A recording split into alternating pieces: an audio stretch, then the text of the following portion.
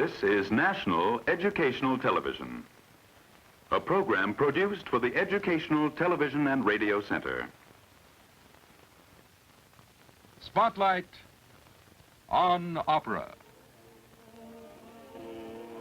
With University of California's Dr. Jan Popper.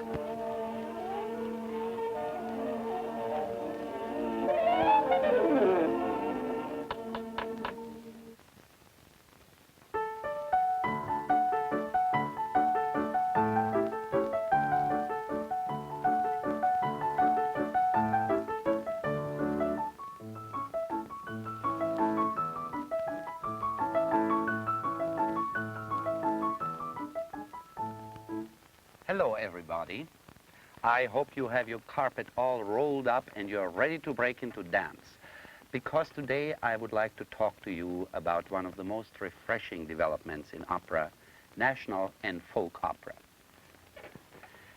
As you well know, ladies and gentlemen, at the beginning of the 19th century and the so-called Romantic Age, people learned to appreciate the simple and unassuming. Instead of having Greek gods and goddesses walk the stage, they looked at their own folk legends, with their villages and their farms in the background. And above all, they got interested in their own folk costumes and their own problems. Now, all of these folk operas have one important thing in common, and that is a certain amount of directness and spontaneity. Above all, they are filled with simple, beautiful melodies and folk dances which can be appreciated by everyone. Now, for instance, that pounding German Ländler, which I played a minute ago, was taken from one of the most outstanding first examples of such folk operas, Der Freischütz by Weber. This opera is relatively unknown in this country, although it's a repertoire opera in Europe. Written in 1821, it took great courage to perform the opera then, a German opera, at a time when Italian opera dominated all of Europe. But when it was done, it was a tremendous success all over. In fact, it worked into a demonstration of the German people. Let us listen to some of the music from this particular work. As soon as we open the first pages of the score, we are captivated by the magic and mystic of the German land and forest that speaks to us from it. Listen to these forest horns calling to each other.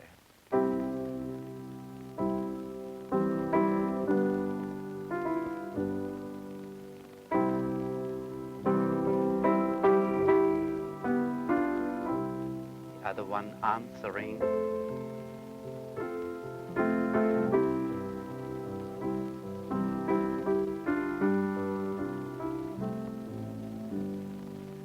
In certain German communities, you still have the habit today of horns posted on opposite mountaintops calling to each other at evening time. But also the dramatic element is ever present. Listen to this.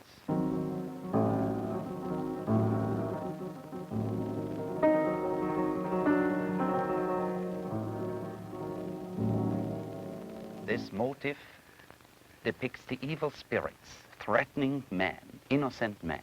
By the way, this is one of the earliest cases of the leitmotif, a motif which is connected with a certain person and character and reappears whenever this character is spoken of.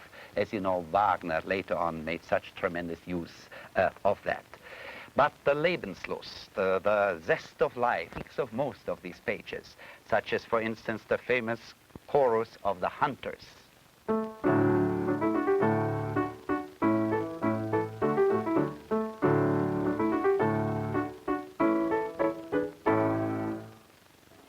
Also, the lyric element is ever present. For instance, take this wonderful, short, and fervent prayer of Agathe.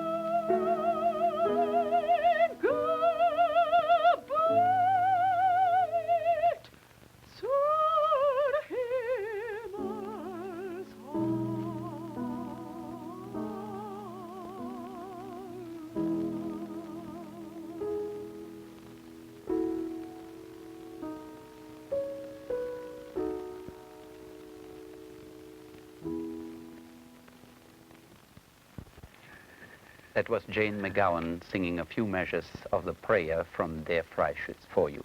Someday I hope we can do the whole opera, and I think you will like it. Now, it is uncertain whether there's any connection between this outbreak of German nationalism and Russian national opera, which started in the late 1830s and which also struggled against the supremacy of Italian opera, which was so well liked in Russia at that time. You know, ladies and gentlemen, somehow these struggles of these national schools remind me of 20th century American opera, as it tries to break through the barrier of imported French, German, and Italian operas. Anyway, here are the gentlemen who started the Russian National School. Strangely enough, they concentrated more on true music drama than on the light-hearted folk opera. First of all, there is Glinka, the father of them all, so to speak, who wrote A Life for the Tsar and Ruslan and Ludmilla. Then there is Dargomishki, who wrote The Stone Guest, which is the Russian version of Don Juan, and from them stem two schools. The internationalists, who believed that one should stay with the West, so to speak. One should go to school in Germany and write opera a la German. Among them is Tchaikovsky. But these are the gentlemen we are interested in. The nationalists, among them Balakirev, Kuy, Mussorgsky, Borodin, and Rimsky-Korsakov, known as the Russian Five. Now, there are at least two very interesting features about these gentlemen. First of all, that they really were musical amateurs, dilettantes. They had music only as a sideline, but what a sideline. For instance, Rimsky-Korsakov was an officer in the Navy. Mussorgsky started as a lieutenant of the guards and later on became a petty government official. And Borodin was a very fine chemist, a professor of chemistry and good scientist. The other interesting thing is that they helped each other without jealousy whenever they could. What one couldn't finish, the other would. Now, Rimsky-Korsakov, for instance, took the position of a tutor and orchestrator among them. He knew most about harmony and professional music, and he helped the others. It is also he who wrote a version of Boris Godunov by Mussorgsky, which is best known in the West. He also orchestrated it. But there is no question that the most genial among all of them, the starkest, the one with a real talent, was Mussorgsky. Now, all of you know this picture of Mussorgsky, unfortunately, which depicts him as a drunkard in his last year in the Naval Hospital in St. Petersburg. This is really the picture you should know of Mussorgsky, the handsome composer. He wrote many songs, he wrote several operas, but the one which is, so to speak, the incarnation of Russian life to us, the one which is a true masterwork that will never die, is his Boris Godunov. Boris Godunov, one of the most remarkable and original masterworks of opera literature. It is also known as the Russian Macbeth because in the foreground of the action stands the tortured conscience of Tsar Boris, who has murdered the rightful heir to the throne, a mere child, to gain this position. But there is also another hero, and that is the Russian people. Tortured, browbeaten, cheering, or in wild revolution, whatever the situation demands. This is one of the most exciting choral operas of all times. The music is strangely archaic.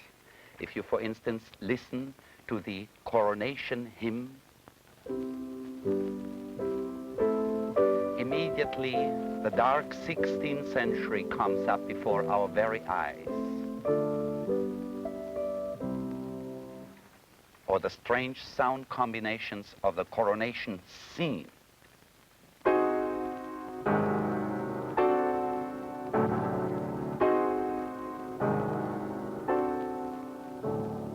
But this should actually be listened to in a recording, so you can hear the pealing of the bells, the outcries, the trumpet fanfares, which herald this tremendous ceremony in Russian history.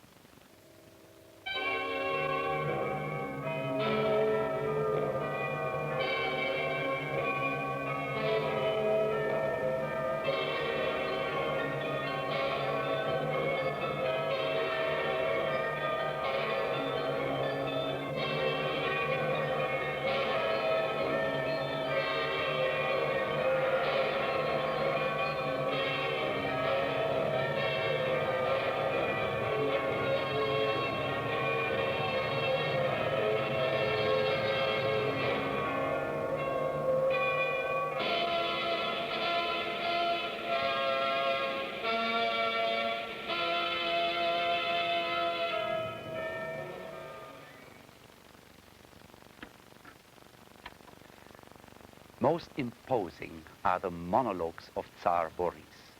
There's one in particular where he thinks to see the face of the murdered child right at the face of the clock. This monologue we would like to do for you.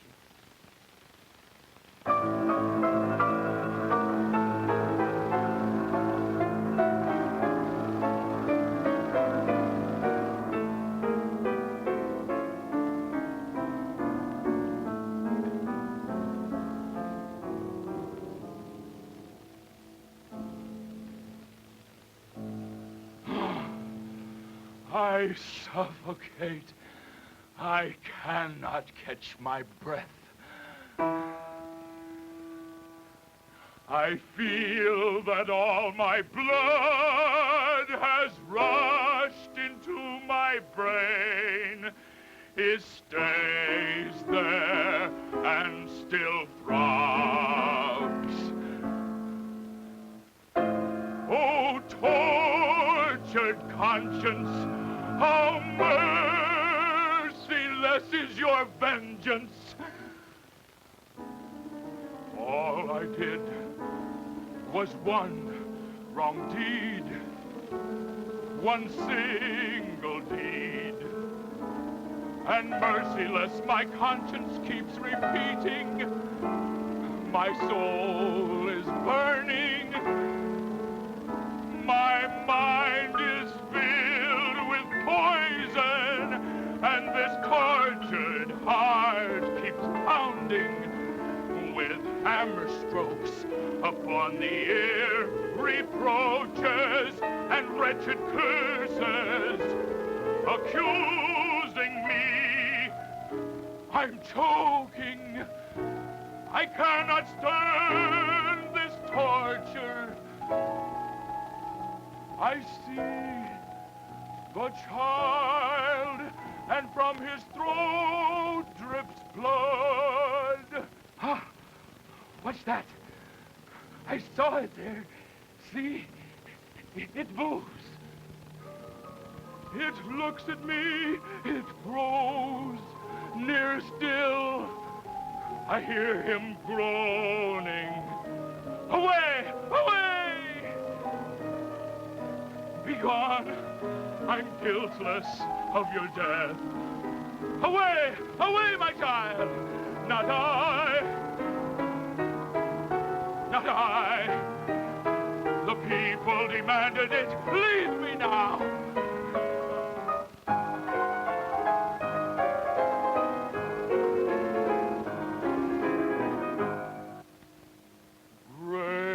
Gracious God,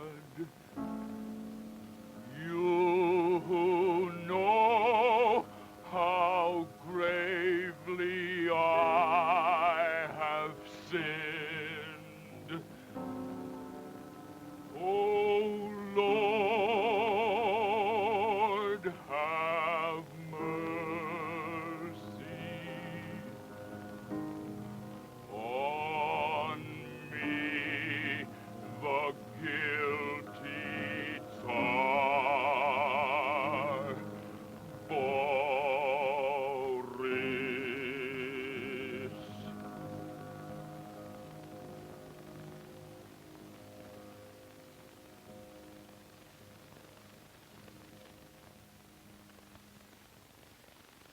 That was Leonard Morgenthaler singing the clock scene from Boris. Now, the example of the great Russian nation, of course, were willingly accepted by the smaller Slavic nations.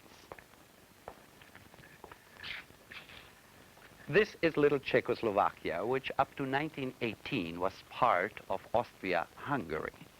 This part was known as Bohemia, with Prague as the capital.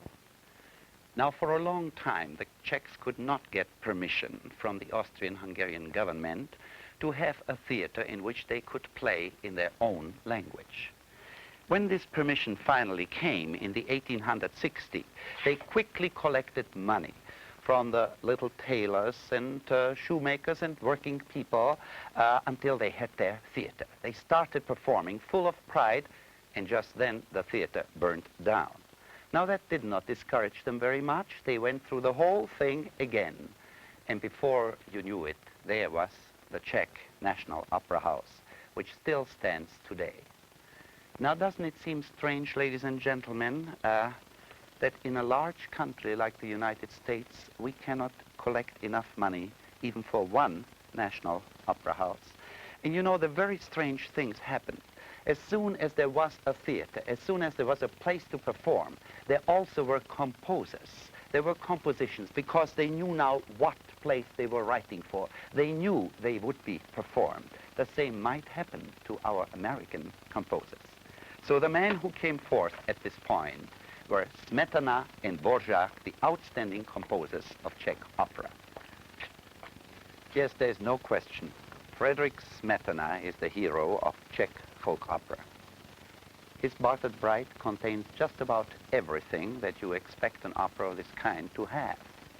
A wonderful mixture of tears and laughter, a great array of peasant costumes, interesting folk types such as Quetzal, the marriage broker, or Vašek, the village simpleton who stutters through his arias, and also a great deal of nostalgia.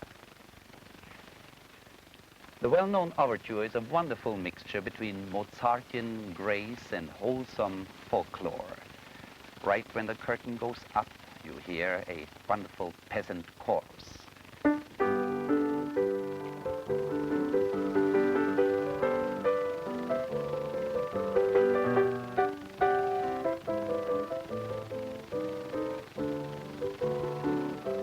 Why should we be gay when life is so full of joy? Shortly after that comes a very quiet love duet. That's the best answer that folk opera could give to the invading Wagnerian trombones. To the Czech, it means more than that. When he hears this music, he can see his home immediately before him, the little village with the pond in the middle as the social center. The geese join in the merrymaking. He also can see fragrant forests. He can dream of his home, and he's still dreaming. There also is a lovely sextet in the last act, which is quite interesting, because it served as a sort of an undeclared national anthem under the Austrian government. As soon as this music would be heard, the lights in the orchestra would go out.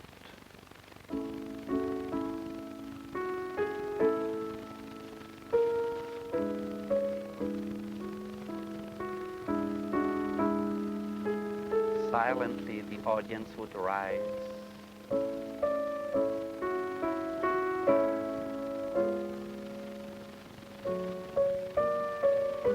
And think of their home country that someday will be united and peaceful again.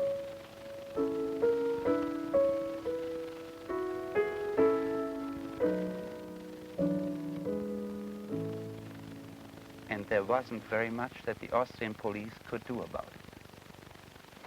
Then, of course, there are those wonderful folk dances. From the gay polka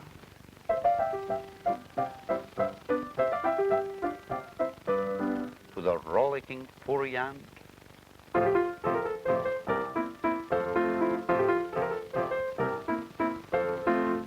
to the comic trumpet of the last act circus dance.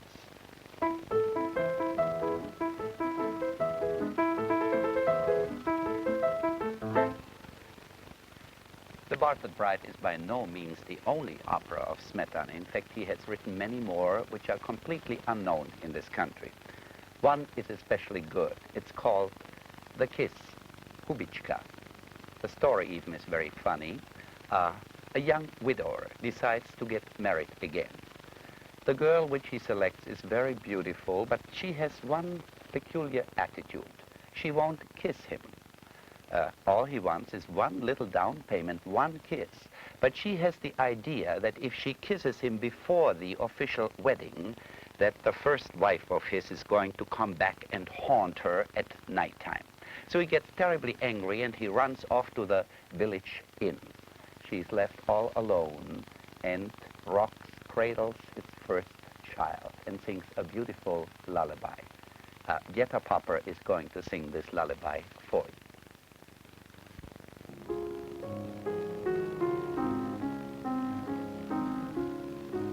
Sleep, oh my baby, sleep tight, yes, sleep tight. Angels are watching o'er thee all night. Lullaby, darling, close your little eyes. Mother is watching you. Yes, your mother looks from heaven above. But where is Hanno? Hush, he soon is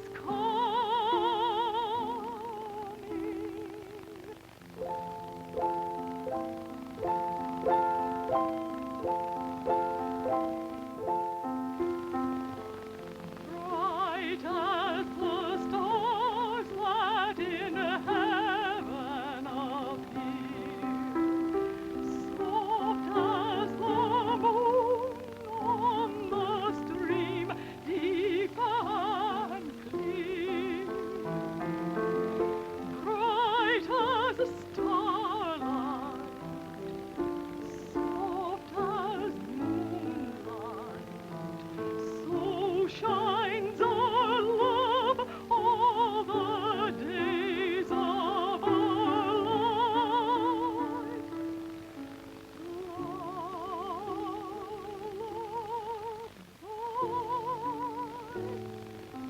Sleep now.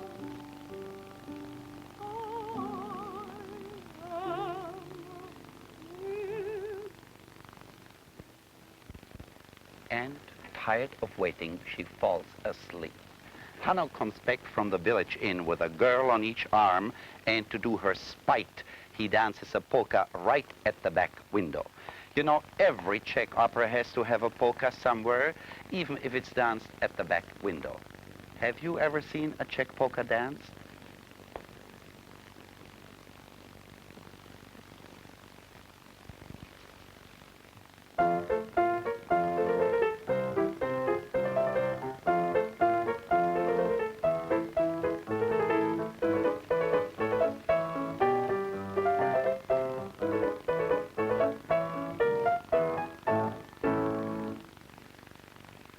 Oh, that was really invigorating. You should try that sometimes, ladies and gentlemen. Now, here we have a chart prepared for you from which you can see that by no means Russia or Bohemia have priority on national opera, but many other nations and composers have contributed. Especially beautiful is Dvořák's Rusalka, Weinberger's Schwanda, Kodai's Hungarian folk operas such as Hari János, and then the beautiful Spanish works by De Falla, such as La Vida Breve or El Amor Brujo. Most of these operas are not in the repertory of our American opera companies, so you see how much fun and how much beauty we are missing. Of course, folk opera has also come to this country and has already shown some exciting and interesting results. The pioneer work, and probably the most successful among all of them, is Gershwin's Porgy and Bess. There is real Americana based on the Negro jazz idiom, which has not only taken this country in storm, but also Europe and conquered really the rest of the world. Then follows a long line of works, anything ranging from Kurt Weill's Down in the, which is so easily performed, to Douglas Moore's The Devil and Daniel Webster, or Foss's The Jumping Frog of Calaveras County, or works dealing with our past, such as Virgil Thompson's The Mother of Us All, and many, many more. I wish I had time to mention them all here. But maybe that Freischütz or Boris Godunov of America, that would rock this country and the whole world, has not yet been found. So we have to work a little harder at it. It was a real pleasure being with you today and discussing folk opera with you. See you soon again.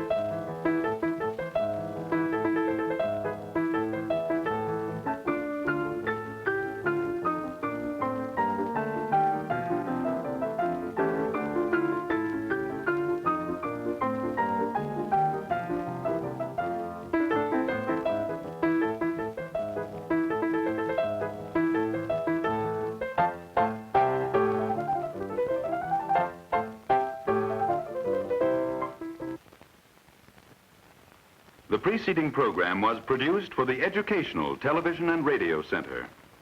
This is National Educational Television.